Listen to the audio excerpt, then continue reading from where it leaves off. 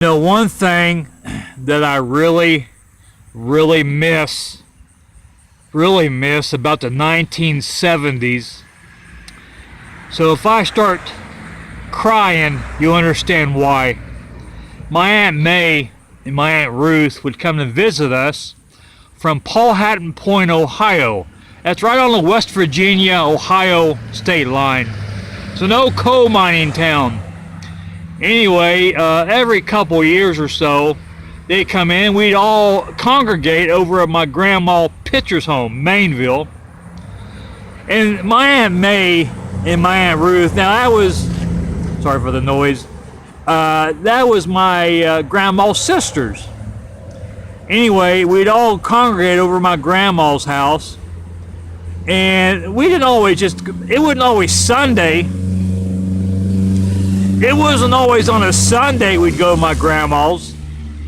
It may be a Monday or Tuesday or whenever they come in. Sometimes it was a Wednesday. I remember like one time they come in on a Wednesday.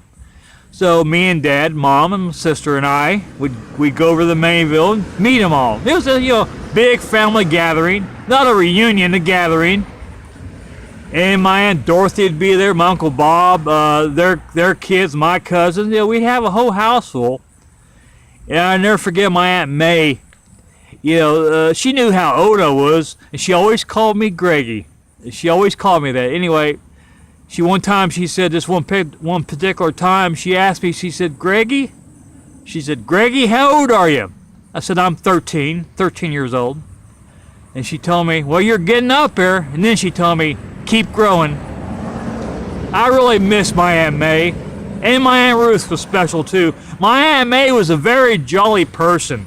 She's a little on the heavy set side. She's very jolly. That was, of course, my grandpa's sister.